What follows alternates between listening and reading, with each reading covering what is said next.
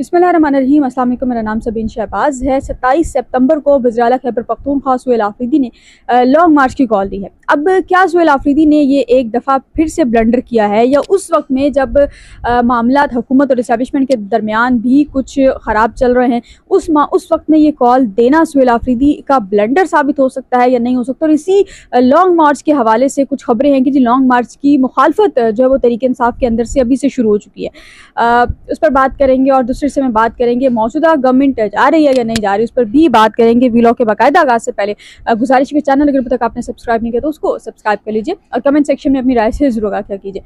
नाज़रीन, वज़ीर-ए-आला खैबर पख्तूनख्वा सुहेल आफरीदी ने 5 अगस्त को यानी कि जुमेरात के रोज़ एक एहतजाज था, और बुध के रोज़ जो है वो एक जलसा था पेशावर के मकाम में। अब पेशावर में सुहेल आफरीदी ने जलसे सा खिताब में लॉन्ग मार्च की कॉल दी। उन्होंने कहा कि जी 27 सितंबर को हम इस्लामाबाद की तरफ जो है वो लॉन्ग मार्च करेंगे। वो लॉन्ग मार्च माजी में जो कुछ होता रहा है कि मार्च जो है वो होता था और उसके बाद फिर मुख्तलिफ जो शहर हैं वहाँ से काफ़िले जो है वो लेकर निकला जाता था, और वही जो हालात है वो फिर ख़राब हुआ करते थे।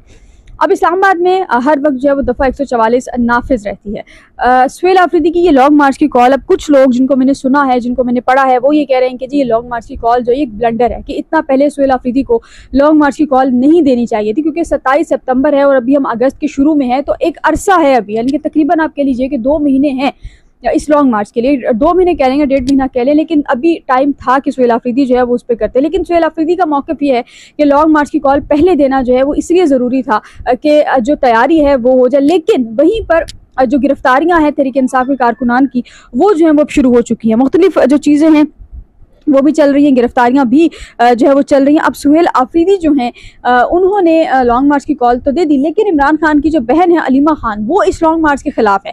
अलीमा खान जो है ये उर्दू पॉइंट है, पाकिस्तान न्यूज़ है, वो ये कह रहे हैं कि जी बानी पीटे इमरान खान की जो हमशीरा है अलीमा खान, उन्होंने KPK सुहेल आफरीदी की जानिब से 27 सितंबर की कॉल को शदीद बरहमी का इजहार किया है और ये कहा है कि ये लोग इमरान खान को इंतज़ार करवा रहे और इमरान खान को इंतज़ार भी करवा रहे, और हमें इस कॉल की समझ नहीं आई कि इतनी दूर की तारीख क्यों दी गई है।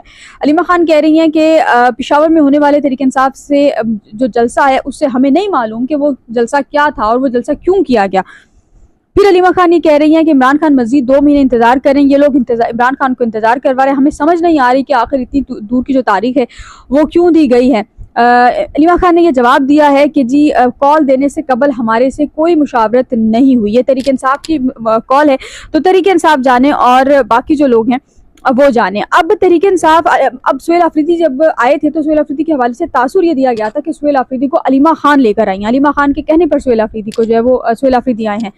अब कहा यह जाता है कि अगर आपको एक इंसान की कदर नहीं है, तो अगर वो इंसान आपके पास नहीं रहता तो फिर आपको उसकी कदर आती है। मेरा ख्याल है कि तहरीक इंसाफ के लिए वो शख्स अली अमीन गंडापुर हैं, क्योंकि अली अमीन गंडापुर जो हैं उनके होते हुए पाकिस्तान तहरीक इंसाफ ने, मेरा ज़ाती ख्याल है कि उनकी कदर नहीं की, क्योंकि अली अमीन गंडापुर जब थे तो एक नरम गोशा था इमरान खान के लिए इस्टेब्लिशमेंट के पास, लेकिन जब से सुहेल आफरीदी आए हैं मेरा नहीं ख्याल कि नरम गोशा इमरान खान के हवाले से जो है बिलखसूस बचा है। अब सुहेल आफरीदी की इस कॉल के बाद भी तहरीक इंसाफ के जो कारकुनान हैं उनकी गिरफ्तारियां भी जो हैं वो हो रही हैं। अब परसों मंगल को इमरान खान से मुलाकातों का दिन था, जुमेरात को भी इमरान खान से मुलाकातों का दिन था।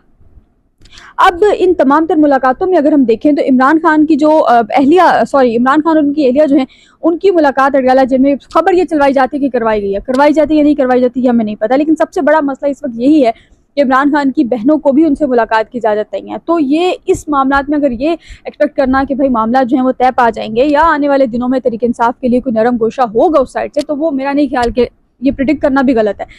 अच्छा, अब सुहेल आफरीदी की इस कॉल में हुकूमत जो है वो किस किस्म की तैयारी करेगी, अगर माजी में थोड़ा सा एनालाइज करें तो 2 एहतजाज जो मुझे याद पड़ते हैं, एक अक्टूबर में दिया गया था और एक जो है 26 नवंबर वाला प्रोटेस्ट है। अब ये है कि सईद बलोच साहब जो है वो ये खबर दे रहे हैं कि अगर इस दफ़ा तहरीक इंसाफ एहतजाज की कॉल देती है या अगर एहतजाज करती है तो गोलियां चलाई जाएंगी। पिछली दफ़ा तो रात के अंधेरे में चलाई गई थी और पीछे से चलाई गई थी, इस दफ़ा गोलियां सामने से चलाई जाएंगी और रात के अंधेरे में नहीं, दिन की रोशनी में चलाई जाएंगी।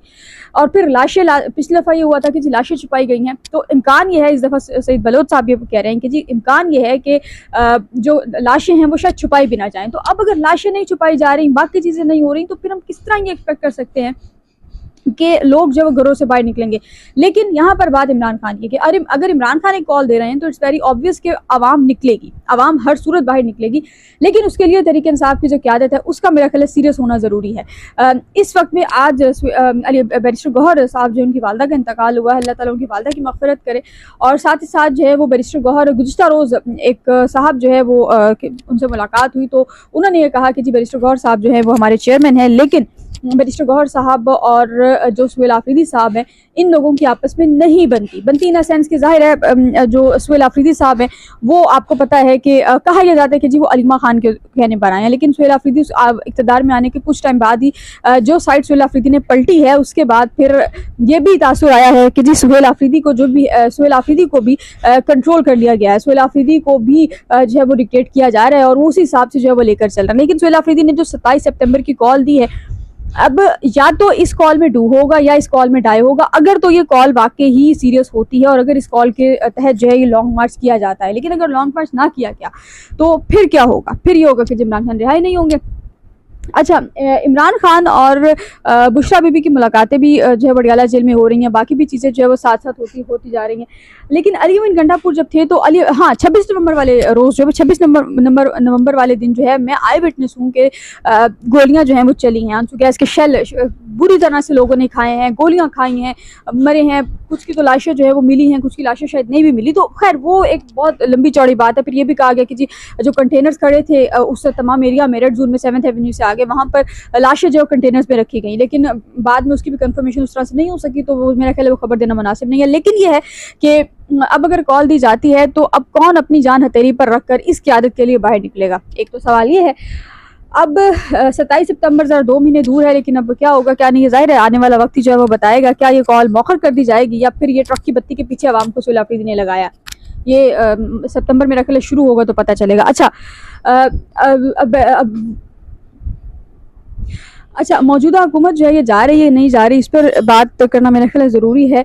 मौजूदा हुकूमत में वज़ीर-ए-आज़म शहबाज शरीफ जो हैं, अब सुहेल वडाइद साहब का कॉलम है, परसों का कॉलम है, वो ये कह रहे हैं कि जी शहबाज शरीफ जो हैं ये सोना है, बहुत अच्छा काम कर रहे हैं और इस्टेब्लिशमेंट की तवक्कुआत के मुताबिक मुल्क को भी लेकर चल रहे हैं, बाकी निज़ाम भी उस हिसाब से चल रहे हैं। लेकिन अब इस इस्टेब्लिशमेंट को मौजूदा जो इक़्तिदार है, इनमें जो रहने वाले लोग हैं या जो करीबी लोग हैं, उनको हीरा चाहिए। अब वो हीरा कौन होगा? हीरा होगा मोहसिन नकवी, क्योंकि इस वक्त में मोहसिन नकवी वो वाहिद सियासतदान है जो एक बड़ा अहम रोल अदा कर सकते हैं अगर मामलात सेटल डाउन होते हैं या सेटल डाउन होने की तरफ जाते हैं।